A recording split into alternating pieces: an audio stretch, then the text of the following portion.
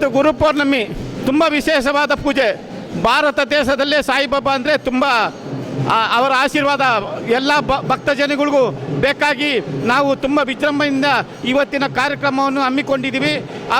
ಇವತ್ತು ಭಕ್ತರು ತುಂಬ ಹೆಚ್ಚಿನ ಸಂಖ್ಯೆಯಲ್ಲಿ ಬಂದು ಸಾಯಿಬಾಬಾ ಕೃಪೆಗೆ ಪಾತ್ರರಾಗಬೇಕೆಂದು ಸಾಯಿಬಾಬಾ ಅವರು ತುಂಬ ಆಶೀರ್ವಾದ ಮಾಡಿದ್ದಾರೆ. ಅವರ ಪ್ರೀತಿ ವಿಶ್ವಾಸ ನಮ್ಮ ಮೇಲಿದೆ. ಆದರೆ ಎಲ್ಲ ಭಕ್ತಾದಿಗಳು ಶಿರ್ಡಿಗೆ ಹೋಗಿ ಸಾಯಿಬಾಬಾನ ಪ್ರದಕ್ಷಿಣೆ ಮಾಡ್ತಾರೆ. ಆದರೆ ನಮ್ಮ ಬೆಂಗಳೂರಿನಲ್ಲೇ ಸುಮಾರು ಸಾಯಿಬಾಬಾ ದೇವಸ್ಥಾನಗಳು ತುಂಬ ಆನಂದವಾಗಿ ತುಂಬ ಅಲಂಕಾರ ಮಾಡಿ ಪ್ರಸಾದ ವಿನಿಯೋಗ ಅನ್ನದಾನವನ್ನು ಏರ್ಪಡಿಸಿದ್ದಾರೆ. ಭಕ್ತಾದಿಗಳಿಗೂ ಹೆಚ್ಚಿನ ಸಂಖ್ಯೆಯಲ್ಲಿ ಬರ್ತಾ ಇದ್ದಾರೆ. ಅವ್ರಿಗೂ ಸಹ ನಮ್ಮ ಈ ಒಂದು ಕಾರ್ಯಕ್ರಮಕ್ಕೆ ಉತ್ಪೂರ್ವ ಸ್ವಾಗತವನ್ನು ಬಯಸುತ್ತಿದ್ದೇನೆ.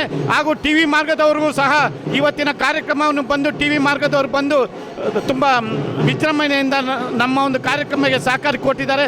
ಅವ್ರಿಗೂ ಸಹ ನಮ್ಮ ದೇವಸ್ಥಾನದ ಸಾಯಿಬಾಬಾ ಟ್ರಸ್ಟ್ನ ಪರವಾಗಿ ಉತ್ಪೂರ್ವ ಸ್ವಾಗತವನ್ನು ಬಯಸುತ್ತಿದ್ದೇನೆ. ಹೀಗೆ ಕಾಕಡ ಆರತಿ 5 ಗಂಟೆಗೆ 12 ಗಂಟೆಗೆ ಒಂದು ಸತ ಕಾಕಡ ಮಾಡ್ತಾ ಇದ್ದೀವಿ. ಮಹಾಮಂಗಳಾರತಿ ಸಾಯಂಕಾಲ ಒಂದು 7 ಗಂಟೆಗೆ ಕಾಕಡ ಆರತಿ ಮಾಡ್ತೀವಿ. ಆಮೇಲೆ ಎಳ್ನೀರು ಅಭಿಷೇಕ, ಪಂಚಾಮೃತ ಅಭಿಷೇಕ, ತುಂಬ ಆನಂದವಾಗಿ ಸಾಯಿಬಾಬಾಗೆ ತುಳಸಿ ಅಭಿಷೇಕ ಮತ್ತು ಸಾಯಂಕಾಲ ಪ್ರಸಾದ, ಬೆಳಗ್ಗೆಯಿಂದ ಪ್ರಸಾದ ಕೊಡ್ತಾನೇ ಇದ್ದೀವಿ. ಜನಸಮ ಬರ್ತಾನೆ ಇದ್ದಾರೆ.